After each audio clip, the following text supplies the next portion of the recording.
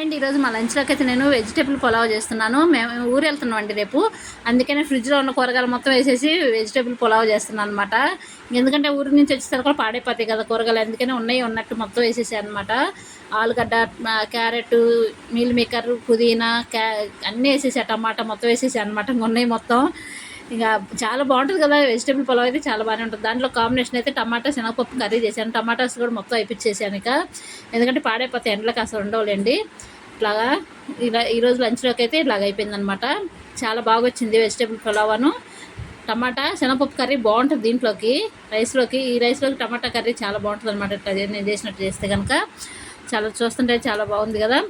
దాంట్లోకి రైతా కూడా చేశాను. పెరుగు, ఆనియన్స్, క్యారెట్ తురుముపెట్టేసి రైతా చేసేసాను. ఈరోజు లంచ్లోకి అయితే ఎమ్మీగా చాలా బాగుంది వెజిటేబుల్ పులావ్, టమాటా శనగపప్పు కర్రీ. చాలా టేస్టీగా ఉంది. మేమైతే చేస్తాం.